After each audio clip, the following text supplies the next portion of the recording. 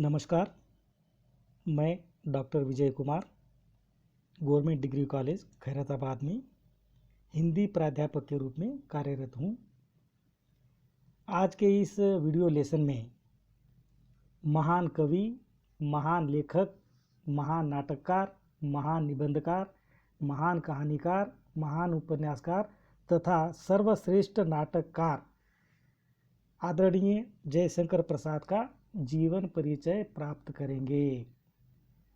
अब देखिए, जयशंकर प्रसाद को छायावादी काव्यधारा के प्रवर्तक भी कहा जाता है और प्रसाद को छायावाद का ब्रह्मा भी कहा जाता है।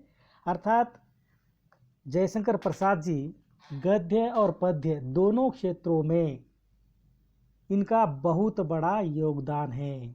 तो आज हम इनकी जो कहानी है छोटा जादूगर, अब उस कहानी के बारे में उस कहानी की हम लोग व्याख्या करेंगे। तो अभी हम आगे बढ़ते हैं। अगली स्लाइड में देखिए, तो यहाँ पर देखिए उनका जो जीवन परिचय है, उस जीवन परिचय को मैं 6 बिंदुओं के माध्यम से समझाने का प्रयास करूँगा। अब यहाँ पर देखिए पहला बिंदु है जन्म, क्योंकि कई बार देखिए जैसे देखिए इंटरनल एग्ज़ाम्स हो या कोई कॉम्पिटिटिव एग्ज़ाम्स हो, तो इसमें भी पूछा जाता है कि जयशंकर प्रसाद का जन्म कब हुआ था। तो इनका जन्म हुआ है 30 जनवरी 1879 या 1889। तो यहाँ पर देखिए अब ये तो जन्म हो गया, और कभी कभी देखिए जन्म स्थान के बारे में भी पूछा जाता है, और उनका जन्म स्थान है वाराणसी। जो देखिए उस शहर के 3 नाम हैं, वाराणसी, बनारस और काशी। तो ये वाराणसी उत्तर प्रदेश का जन्म स्थान है। अर्थात जन्म तिथि 30 जनवरी 1879 या 1889। तो ये हो गया उनका जन्म और जन्म स्थान। और बिंदु नंबर 2, अब बिंदु नंबर 2 मृत्यु। अब देखिए कई बार मृत्यु के बारे में पूछा जाता है, या इंटरनल एग्ज़ाम्स हो या कोई कॉम्पिटिटिव एग्ज़ाम्स हो, कहीं भी इस तरह के प्रश्न पूछे जा सकते हैं, और इसीलिए मैंने बिंदु नंबर 2 में इनकी मृत्यु के बारे में लिखा हूँ। अब इनकी मृत्यु देखिए 15 नवंबर 1937, और ये भी वाराणसी उत्तर प्रदेश, इनका निधन भी वाराणसी में ही हुआ, उत्तर प्रदेश भारत। अब ये हो गया देखिए इनका जन्म और मृत्यु। और अब हम आगे बढ़ते हैं। तीसरा बिंदु है परिवार। अब देखिए परिवार ये हर एक इंसान के लिए, हर एक मनुष्य के लिए बहुत ही महत्वपूर्ण है, पारिवारिक जीवन, परिवार। तो यहाँ पर देखिए परिवार में कहा जाता है कि इनके पिता का नाम देवी प्रसाद साहू था, और ये भी कहा जाता है कि देवी प्रसाद साहू वाराणसी के बहुत ही अमीर धनाढ़ व्यक्ति थे। और इनके दादा का नाम भी लिया जाता है। इनके दादा का नाम है बाबू शिवरतन साहू। तो कहा जाता है कि बाबू शिवरतन साहू बहुत ही सम्मानित व्यक्ति थे काशी के, और देखिए वो दान धर्म करने में बहुत आगे रहते थे, ऐसा उनके बारे में कहा जाता है। तो ये इनके पिता का नाम देवी प्रसाद साहू और दादा का नाम शिवरतन साहू। अब देखिए यहाँ पर अब ये जो महान लोग होते हैं, ऐसे लोगों के जीवन में कई बार देखिए बहुत ही यानी बड़ी बड़ी दुर्घटनाएं घटती है। अब देखिए कहा जाता है कि जब जयशंकर प्रसाद 8 साल की उम्र में यानी 8 साल के थे, तब उनका माता का देहांत हो गया। अब देखिए 8 साल यानी बहुत ही कम उम्र है, और इस कम उम्र में माता का देहांत हो जाना ये बहुत बड़ी दुर्भाग्य की बात है। ठीक है, माता का देहांत 8 वर्ष की उम्र में हुआ, और कहा जाता है कि 9 साल की उम्र में पिता का भी देहांत हो गया। अब देखिए यहाँ पर देखिए माता पिता बहुत ही कम उम्र में चल बसे, लेकिन कहा जाता है कि उसके बाद उनके बड़े भैया है जिसका नाम है शंभू रतन या शंभू रत्न, अब इनके भैया का नाम कहा जाता है। फिर बाद में देखिए इनके भैया के साथ देखिए वो अपने जीवन को आगे बढ़ाते हैं। लेकिन ये भी कहा जाता है कि उनके बड़े भाई शंभू रत्न का भी देहांत हो जाता है, यानी माता पिता उसके बाद जो बड़े भाई थे उसका भी देहांत हो जाता है। और उनके बड़े भाई के देहांत होने के कारण सारे परिवार का दायित्व अब उनके कंधों पर आ जाता है। तो इस दायित्व को भी, इन आपत्तियों को झेलते हुए साहस के साथ वह निर्वाह करते हैं। लेकिन कहा जाता है कि जो परिवार धनाढ़ था, जो बहुत अमीर था, लेकिन माता पिता और बड़े भाई के मरने के बाद कहा जाता है कि उनको व्यापार में बहुत बड़ा घाटा हुआ और फिर बाद में देखिए वह उनका सारा धन चला गया और फिर देखिए बड़ी मुश्किल से देखिए जयशंकर प्रसाद को अपना जीवन व्यतीत करना पड़ा। और शायद वो कवि न होते और कोई व्यापारी होते तो शायद ये परेशानी नहीं आ सकती थी, लेकिन वो तो देखिए कवि हृदय इंसान थे और इसीलिए देखिए उनको धंधा करना नहीं आता था। और इस तरह देखिए कहा जाता है कि उनको देखिए व्यापार में बहुत बड़ा नुकसान हुआ, जिसके कारण देखिए बाद में देखिए उनका जीवन गरीबी में उनको काटना पड़ा। तो ये हो गया देखिए उनके परिवार के बारे में। अब हम आगे बढ़ते हैं बिंदु नंबर 4। अब बिंदु नंबर 4 में शिक्षा दीक्षा यहाँ पर मैंने लिखा है। अब देखिए इनकी शिक्षा कैसे हुई, कहाँ हुई, अब इसके बारे में हम लोग थोड़ी सी चर्चा कर लेते हैं। तो कहा जाता है कि प्रसाद जी का जो आरंभिक शिक्षा है तो वहाँ के देखिए काशी के ही एक प्रसिद्ध क्वींस कॉलेज में, यानी क्वींस नाम का कॉलेज काशी का बहुत ही प्रसिद्ध माना जाता है, उस कॉलेज में वह 7वीं कक्षा तक उन्होंने शिक्षा प्राप्त की। और उसके बाद कहा जाता है कि उनकी तबीयत ठीक नहीं रहने के कारण, उनका स्वास्थ्य ठीक नहीं रहने के कारण उसके पश्चात देखिए उन्होंने घर पर ही अंग्रेजी, संस्कृत, उर्दू, फारसी आदि भाषाओं का उन्होंने अध्ययन किया। अब देखिए यहाँ पर जयशंकर प्रसाद, अब उनको देखिए उनके जो नाटक है, उनकी जो कहानियाँ हैं, उसमें देखिए पौराणिक पात्रों या फिर हमारे जो वेद उपनिषद आदि हैं, तो उनका देखिए बहुत सारी उनकी कहानियों में उस तरह का चित्रण हुआ है। और ये चित्रण यानी उनको देखिए जो पुराने उपनिषद है, वेद है, स्मृति पुराण है, बौद्ध तथा जैन ग्रंथों का ये सारा जो अनुशीलन किया, उनके पीछे देखिए वो कहा जाता है कि एक दीन बंधु ब्रह्मचारी एक संस्कृत के अध्यापक थे, तो उन्हीं के मार्गदर्शन में, तो उन्हीं के कहने के ऊपर कहा जाता है कि जयशंकर प्रसाद ने वेदों का, उपनिषदों का, स्मृति पुराणों का, बौद्ध तथा जैन धर्मों का उन्होंने अनुशीलन किया और बाद में देखिए वह इतने बड़े कवि बने या लेखक बने या साहित्यकार बने। तो यहाँ पर देखिए उनकी ये आरंभिक शिक्षा है, अर्थात 7वीं कक्षा तक की वो यानी स्कूल में पढ़े। उसके बाद की जो शिक्षा है उन्होंने घर पर ही की और घर पर रहकर ही उन्होंने अंग्रेजी, संस्कृत, उर्दू, फारसी आदि भाषाओं का उन्होंने अध्ययन किया।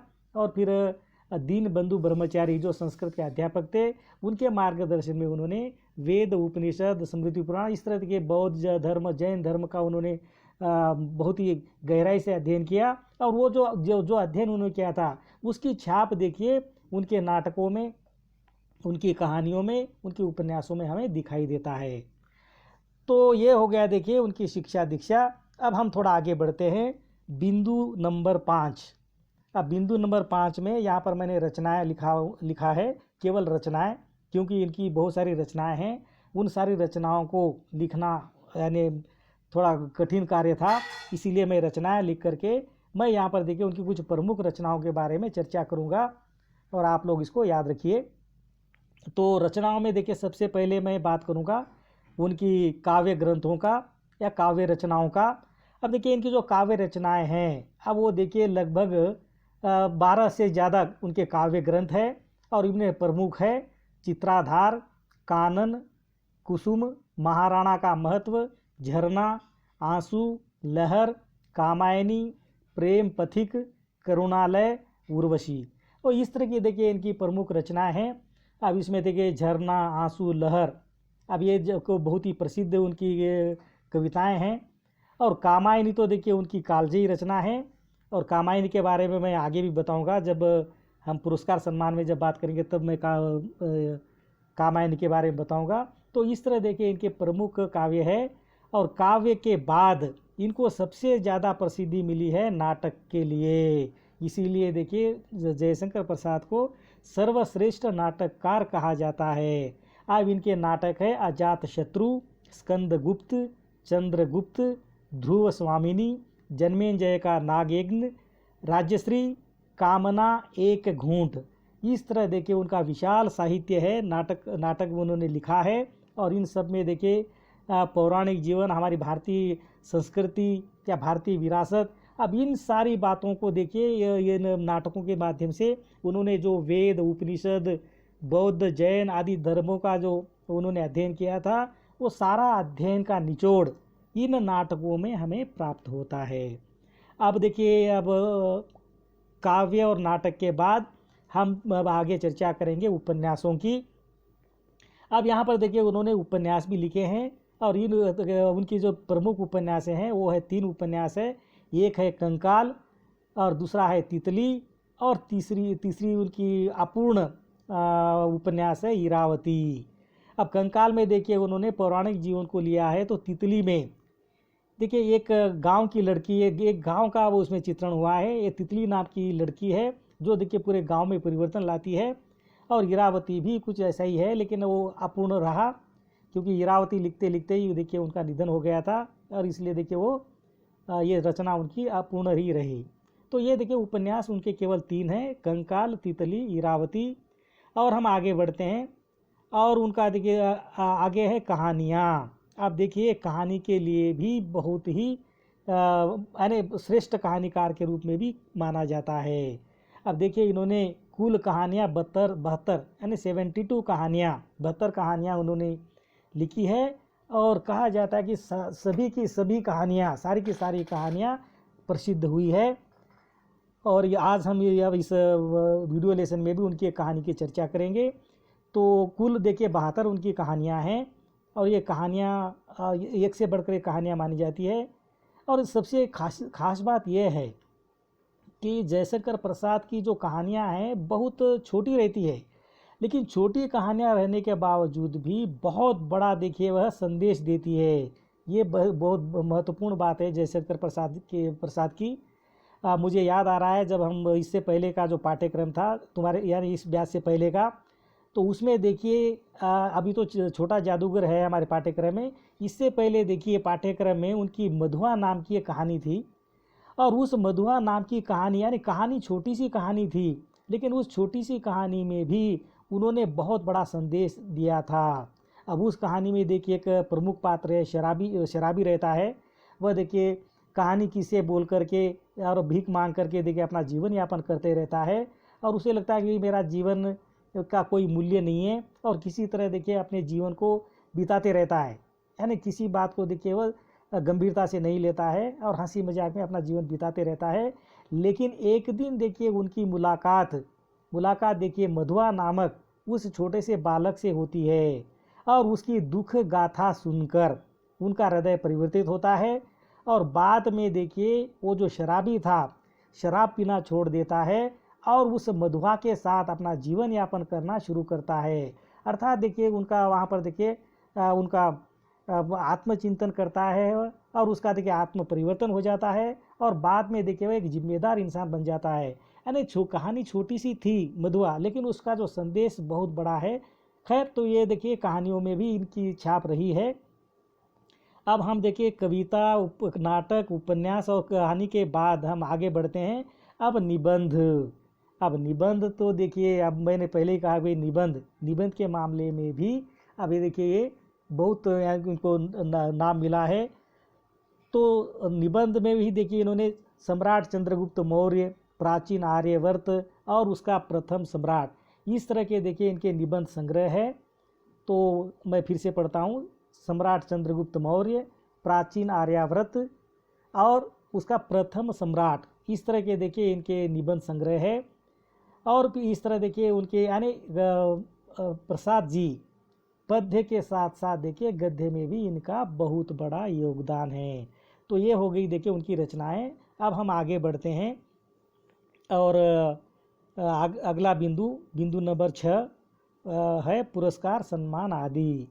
अब देखिए आप प्रसाद जी को देखिए, उनकी जो कामायनी उनकी जो रचना है उसको कालजयी रचना माना जाता है, अर्थात काल को जीतने वाली रचना।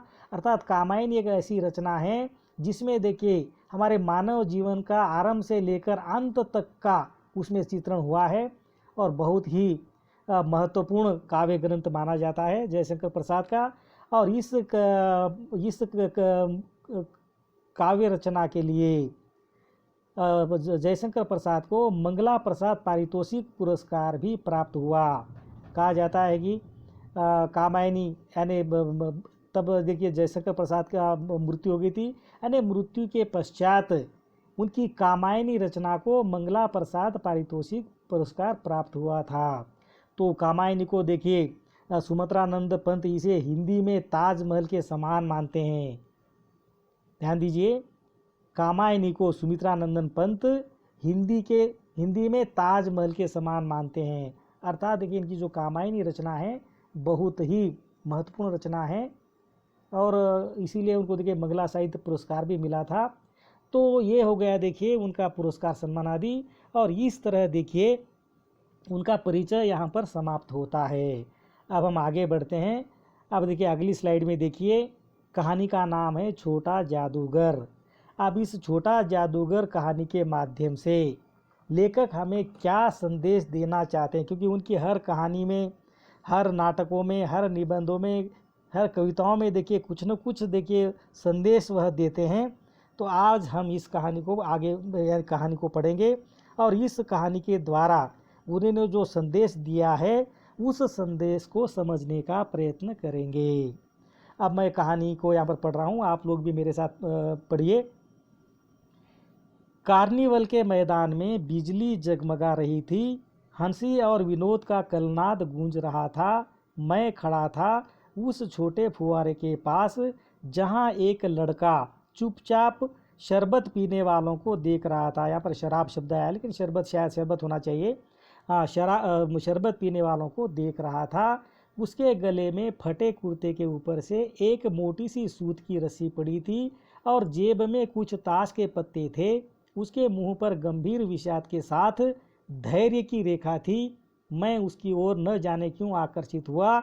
उसके अभाव में भी संपूर्णता थी। मैंने पूछा, क्यों जी, तुमने इसमें क्या देखा? अब देखिए कार्निवल के मैदान में, अब देखिए वहाँ पर शायद एग्जीबिशन जैसा कुछ लगा होगा, तो वहाँ पर देखिए लेखक या जयशंकर प्रसाद जी गए थे। तो वहाँ पर देखिए उन्होंने एक ऐसे लड़के को देखा, अब जिसके देखिए गले में देखिए फटा कुर्ता, ऊपर से एक मोटी सी सूत आदि, लेकिन उनके चेहरे पर देखिए गहरा विषाद तो था, लेकिन धैर्य की रेखा भी थी। देखिए इस पैराग्राफ के माध्यम से देखिए वो हमें उस लड़के की छवि हमारे सामने प्रस्तुत करते हैं और लेखक कहते हैं कि मैं उनको देखते ही आकर्षित हो गया। और आकर्षित होने के बाद जयशंकर प्रसाद उनसे पूछताछ करते हैं, तो उनसे पूछताछ करते हैं, क्यों जी, तुमने इसमें क्या देखा? तब वह लड़का बोलता है, मैंने सब देखा है। यहाँ चूड़ी फेंकते हैं, खिलौना पर निशाना लगाते हैं, तीर से नंबर छेदते हैं। मुझे तो खिलौनों पर निशाना लगाना अच्छा मालूम हुआ। जादूगर तो बिल्कुल निकम्मा है। उससे अच्छा तो ताश का खेल मैं ही दिखा सकता हूँ। उसने बड़ी प्रगल्भता से कहा। उसकी वाणी में कहीं रुकावट न थी। अब देखिए छोटा सा लड़का, जिसको देखिए जयशंकर प्रसाद ने समझने में कोई भूल नहीं की थी, अब उनकी बातों से भी ऐसा ही झलक रहा है कि उनमें उस लड़के में कितना बड़ा आत्मविश्वास है। मैंने पूछा, और उस पर्दे में क्या है, वहाँ तुम गए थे? तो लड़का बोलता है, नहीं, वहाँ मैं नहीं जा सका, टिकट लगता है। मैंने कहा, तो चल, मैं वहाँ पर तुमको लिवा चलूँ। मैंने मन ही मन कहा, भाई आज के तुम ही मित्र रहे। उसने कहा, वहाँ जाकर क्या कीजिएगा, चलिए निशाना लगाया जाए। मैंने सहमत होकर कहा, तो फिर चलो पहले शरबत पी लिया जाए। उसने स्वीकार सूचक सिर हिला दिया। मनुष्यों की भीड़ से जाड़े की संध्या भी वहाँ गर्म हो रही थी। हम दोनों शरबत पीकर निशाना लगाने चले। राह में ही उससे पूछा, तुम्हारे और कौन है? और इस तरह देखिए जयशंकर प्रसाद को उस लड़के की बातें अच्छी लगी और उनको लगा कि भाई इनका परिचय प्राप्त कर लेना चाहिए। और परिचय प्राप्त करने के लिए उन्होंने उनसे प्रश्न करते हैं कि भाई तुम्हारे और कौन है? तब वो लड़का बोलता है, माँ और बाबूजी। उन्होंने तुमको यहाँ आने के लिए मना नहीं किया? उसे लगता है भाई 13-14 साल का लड़का है और अकेला घूम रहा है, तो स्वाभाविक प्रश्न था। तब वो बोलता है, बाबूजी जेल में हैं। ध्यान दीजिए, वह लड़का बोलता है बाबूजी जेल में हैं। क्यों? देश के लिए। वह गर्व से बोला। और तुम्हारी माँ? वह बीमार है। और तुम तमाशा देख रहे हो। अब देखिए इस तरह देखिए व्यंग्य उस पर लेखक करते हैं। लेकिन अब देखिए यहाँ पर ये जो लड़का है, एक बच्चा है जिसके पिता देश के खातिर जेल में बंद रहते हैं और माँ बीमार से गुजर रही है, और ऐसे में देखिए इसको लगता है कि भाई ये तमाशा देख रहा है। लेकिन अब उसकी सच्चाई सामने आती है। तो आगे अगली स्लाइड में देखिए, उसके मुंह पर तिरस्कार की हंसी फूट पड़ी। उसने कहा, तमाशा देखने नहीं दिखाने निकला हूँ। कुछ पैसे ले जाऊंगा तो माँ को पत्थे दूंगा। मुझे शरबत न पिलाकर आपने मेरा खेल देखकर मुझे कुछ दे दिया होता तो मुझे अधिक प्रसन्नता होती। अर्थात देखिए अब ये जो लड़का है, अगर वो चाहता तो देखिए भीख भी मांग सकता था, लेकिन उन्होंने ऐसा नहीं किया। वो लड़का देखिए अपना पेट भरने के लिए कुछ जादू दिखाने का काम सोचता है और कुछ आय अर्जित कर वह अपनी माँ के लिए देखिए पथ्य और उनके लिए देखिए उनकी खाने पीने की व्यवस्था करने का सोचता है। तो यहाँ पर देखिए ये जो आत्मनिर्भरता की जो भावना है, उस भावना आत्मनिर्भरता के साथ लड़के का जो दायित्व बोध है, जैसे देखिए उनके माता पिता के प्रति जो उनका कर्तव्य है, यानी दायित्व बोध का भी हमें संदेश मिलता है। मैं आश्चर्य से उस 13-14 वर्ष के लड़के को देखने लगा। हाँ, मैं सच कहता हूँ बाबूजी, माँ जी बीमार है इसलिए मैं नहीं गया। कहाँ? जेल में। जब कुछ लोग खेल तमाशा देखते ही है तो मैं क्यों न दिखाकर माँ की दवा करे और अपना पेट भरूं। देखिए यहाँ पर उस छोटे से लड़के का यानी कितना बड़ा उनका यानी उनकी कितनी उनके कितने महान विचार है। मैंने दीर्घ निश्वास लिया। चारों ओर बिजली के लट्टू नाच रहे थे। मन व्यग्र हो उठा। मैंने उसे कहा, अच्छा चलो निशाना लगाया जाए। हम दोनों उस जगह पर पहुंचे जहां खिलौनों को गेंद से गिराया जाता था। मैंने 12 टिकट खरीदकर उस लड़के को दिए। वह निकला पक्का निशानेबाज। उसका कोई गेंद खाली नहीं गया। देखने वाले दंग रह गए। उसने 12 खिलौनों को बटोर लिया, लेकिन उठाता कैसे? कुछ मेरी रुमाल में बांधे, कुछ जेब में रख लिए गए। लड़के ने कहा, बाबूजी आपको तमाशा दिखाऊंगा, बाहर आइए, मैं चलता हूँ। वह 9-2-11 हो गया। मैंने मन ही मन कहा, इतनी जल्दी आंख बदल गई। अब देखिए वो जो लड़का है 12 खिलौने जीतने के बाद शायद वो जल्दी से अपने घर जाना चाहता था, अपनी माँ के पास जाना चाहता था, और इसीलिए देखिए लड़का वहाँ से चला गया। लेकिन यहाँ पर लेखक को लगता है कि भाई इनकी आँख कितनी जल्दी बदल गई, अर्थात जैसे ही देखिए खिलौना मिल गए और वो भाग गया। मैं घूमकर पान की दुकान पर आ गया। पान खाकर बड़ी देर तक इधर उधर टहलता देखता रहा। झूले के पास लोगों का ऊपर नीचे आना देखने लगा। अकस्मात किसी ने ऊपर के हिंडोले से पुकारा, बाबूजी। मैंने पूछा, कौन? वो लड़का बोलता है, मैं हूँ छोटा जादूगर। अर्थात अब वो लड़का देखिए, अब देखिए शायद उन खिलौने के कारण, तमाशा दिखाने के कारण कुछ पैसे भी प्राप्त हुए होंगे, और देखिए वह इसमें चढ़ता, इसमें यानी वो ये भी यानी झूला आदि भी झूलने लगता है। अब और कहानी आगे बढ़ती है। कलकत्ते के सुरम्य बोटानिकल उद्यान में लाल कमलिनी से भरी हुई एक छोटी सी झील के किनारे घने वृक्षों की छाया में अपनी मंडली के साथ बैठा हुआ मैं जलपान कर रहा था। अर्थात ये देखिए बोटानिकल गार्डन, अब देखिए हमारे हैदराबाद में भी बोटानिकल गार्डन है, या कोथागुडम की जगह, अब देखिए मियाँपुर आदि के बीच में आता है। तो बोटानिकल गार्डन, तो मैं तो कई बार उस गार्डन में गया हूँ, अपने बच्चों को लेकर भी गया हूँ। तो वो ये जो जयशंकर प्रसाद है, उसी तरह का देखिए कलकत्ते के एक बोटानिकल गार्डन में ये अपने मित्र मंडली और अपने परिवार के साथ वह देखिए वहाँ पर जलपान कर रहा था, बातें हो रही थी। इतने में वही छोटा जादूगर दिखाई पड़ा। हाथ में 4 खाने की खादी का झोला, साफ जांघिया और आधी बाहों का कुर्ता, सिर पर मेरी रुमाल सूत की रस्सी से बंधी हुई थी, मस्तानी चाल से झूमता हुआ आकर कहने लगा। अब मस्तानी चाल से झूमता हुआ आकर कहने लगा, अर्थात देखिए यहाँ पर लेखक को उनके हर बात में देखिए विशेषता दिखाई देती है। और लड़का आते ही, बाबूजी नमस्ते, आज कहिए तो खेल दिखाऊं। अर्थात उस दिन वो नहीं खेल दिखा सका था, लेकिन वो बोलता है कि भाई आज मैं आपको खेल दिखाऊं। नहीं जी, अभी हम लोग जलपान कर रहे हैं। अब देखिए लेखक थोड़े से उन पर नाराज थे और इसीलिए उन्होंने कहा कि नहीं जी, अभी हम लोग जलपान कर रहे हैं। फिर इसके बाद क्या गाना बजाना होगा बाबूजी? अब देखिए लड़का अब उनसे और एक प्रश्न करता है, नहीं जी तुमको।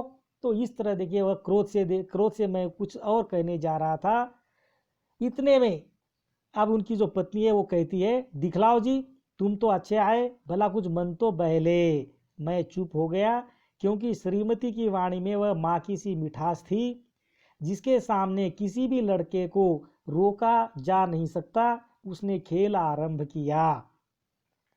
उस दिन कार्निवल के सब खिलौने उसके खेल में अपना अभिनय करने लगे। अर्थात उस दिन देखिए कार्निवल में जो उन्होंने 12 खिलौने उन्होंने जीते थे, वो 12 खिलौने के द्वारा ही उन्होंने देखिए उन्होंने एक खेल या एक ड्रामा, एक नाटक उन्होंने बनाया। और उन जो खिलौने थे उन्हीं से देखिए वो अभिनय कराते हुए अपने नाटक को आगे बढ़ाते, अपने खेल को आगे बढ़ाते हैं। भालू मनाने लगा। अब देखिए भालू वहाँ पर मना रहा है, बिल्ली रूठने लगी, बंदर घुड़कने लगा, ये सारे देखिए खिलौने हैं। गुड़िया का ब्याह हुआ, गाड़ी और गाना निकला। अर्थात ये शायद ये जो उनका दूल्हा है वो शायद काना निकलता है, यहाँ पर थोड़ा सा प्रिंटिंग मिस्टेक हो सकती है। लड़के की वाचालता से अभिनय हो रहा था, हंसते लोटपोट हो गए। मैं सोच रहा था बालक को आवश्यकता ने कितना शीघ्र चतुर बना दिया। अर्थात उस लड़के की वाचालता देखकर, उसके अभिनय को देखकर लेखक जयशंकर प्रसाद जी और ज़्यादा देखिए वह उनसे देखिए प्रभावित होते हैं और उसे लगता है कि आवश्यकता ने कितनी जल्दी यानी कितनी शीघ्रता इसको चतुर बना दिया। अब देखिए आवश्यकता तो थी, क्योंकि माँ बीमार थी, बाप जेल में था, तो खुद का पालन पोषण, अपनी माता का पालन पोषण खुद को करना था। यही तो संसार है, ताश के सब पत्ते लाल हो गए फिर काले हो गए, यही कि सूत की डोरी टुकड़े टुकड़े होकर जुट गई। लट्टू अपने से नाच रहे थे। मैंने कहा अब हो चुका, अपना खेल बटोर लो, हम लोग भी अब जाएंगे। श्रीमती जी ने धीरे से उसे 1 रुपया दे दिया। वह उछल उठा। मैंने कहा, लड़के, अब देखिए थोड़ा सा अब शायद इसको थोड़ी सी ईर्ष्या हो गई थी कि उनकी पत्नी ने 1 रुपया उसको दे दिया था।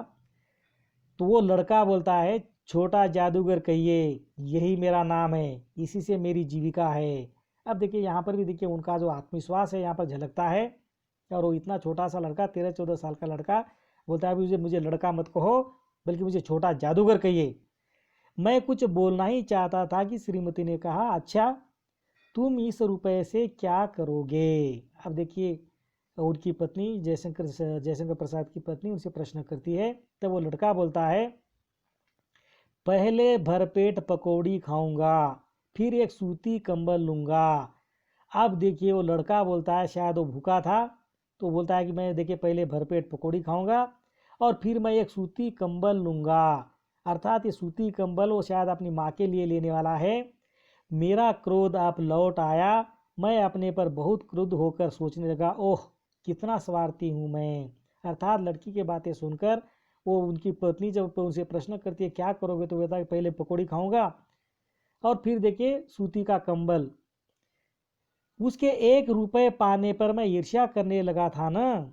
वह नमस्कार करके चला गया। हम लोग लता कुंज देखने के लिए चले। उस छोटे से बनावटी जंगल में संध्या साय साय करने लगी थी। अस्ताचलगामी सूर्य की अंतिम किरण वृक्षों की पत्तियों से विदाई ले रही थी। एक शांत वातावरण था। हम लोग धीरे धीरे मोटर से हावड़ा की ओर आ रहे थे। रह रहकर छोटा जादूगर स्मरण होता था। सचमुच वह एक झोपड़ी के पास कंबल कंधे पर डाले खड़ा था। मैंने मोटर रोककर उससे पूछा, तुम यहाँ कहाँ? तो लड़का बोलता है, मेरी माँ यही है ना, अब उसे अस्पताल वालों ने निकाल दिया है। मैं उतर गया। उस झोपड़ी में देखा तो एक स्त्री चीथड़ों से लदी हुई कांप रही थी। छोटे जादूगर ने कंबल ऊपर से डालकर उसके शरीर से चिमटते हुए कहा, माँ मेरी आंखों से आंसू निकल पड़े। बड़े दिन की छुट्टी बीत चली थी। मुझे अपने ऑफिस में समय से पहुंचना था। कलकत्ते से मन ऊब गया था। फिर भी चलते चलते एक बार उस उद्यान को देखने की इच्छा हुई। साथ ही साथ जादूगर भी दिखाई पड़ जाता तो और भी। मैं उस दिन अकेले ही चल पड़ा। अब देखिए एक तरह से देखिए उस लड़के से प्रेम जैसा हो गया था जयशंकर प्रसाद को। अब उसे लग रहा था कि भाई फिर बाद में पता नहीं कलकत्ता आना होगा या नहीं होगा, क्योंकि अब वो कलकत्ता से फिर वापस जा रहे थे। तो वो लगा कि भी चलो आखिरी बार एक बार प्रयत्न करते हैं, अगर लड़का मिल गया तो ठीक है, क्योंकि पता नहीं आगे मुलाकात होगी नहीं होगी।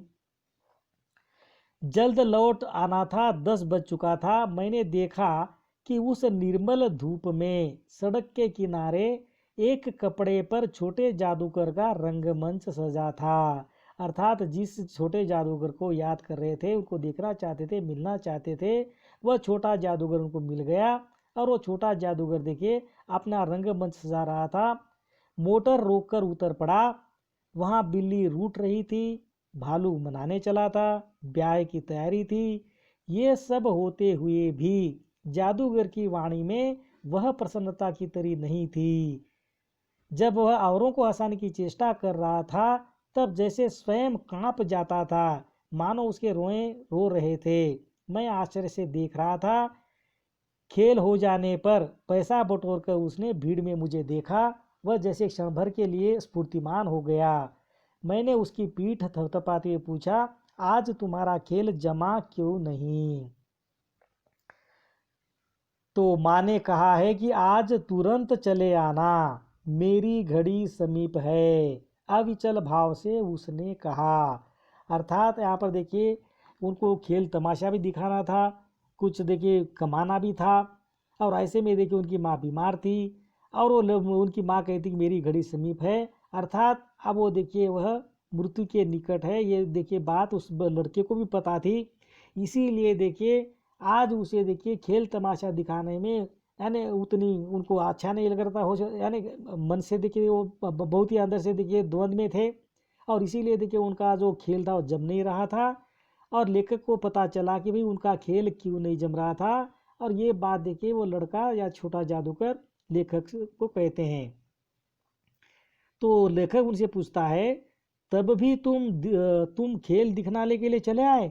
अर्थात भाई तुम्हारी माँ की घड़ी समीप है और ऐसे में देखिए आपको अपनी माँ के पास रहना चाहिए। शायद इस तरह ऐसा लगता होगा जैसे कि बस का लगा होगा। और इसीलिए उन्होंने उनसे प्रश्न किया कि तब भी तुम खेल दिखलाने चले आए? मैंने क्रोध से कहा, मनुष्य के सुख दुख का माप अपना ही साधन तो है, उसी का अनुपात से वह तुलना करता है। उसके मुंह पर वही परिचित तिरस्कार की रेखा फूट पड़ी। उसने कहा, न क्यों आता? अर्थात आना उसकी मजबूरी थी। अब इस बात को देखे जयशंकर प्रसाद भी समझ गए और कुछ अधिक कहने में जैसे वह अपमान का अनुभव कर रहा था। क्षण भर में मुझे अपनी भूल मालूम हो गई। उसके झोले को गाड़ी में फेंक कर उसे भी बैठाते हुए मैंने कहा, जल्दी चलो। मोटर वाला मेरे बताए हुए पथ पर चल पड़ा। कुछ ही मिनटों में मैं झोपड़े के पास पहुंचा। जादूगर दौड़कर झोपड़े में माँ माँ पुकारते हुए घुसा। मैं भी पीछे था, किंतु स्त्री के मुंह से बे यानी एक ही शब्द निकलता है। शायद वो बेटा बोलना चाहती थी, यानी मरने से पहले वो शायद अपने बेटे को बेटा कह करके संबोधित करना चाहती थी। लेकिन उनका आधा शब्द ही निकला, यानी बे निकला, लेकिन ता शब्द नहीं निकला। बे निकल कर रह गया। उसके दुर्बल हाथ उठकर गिर गए।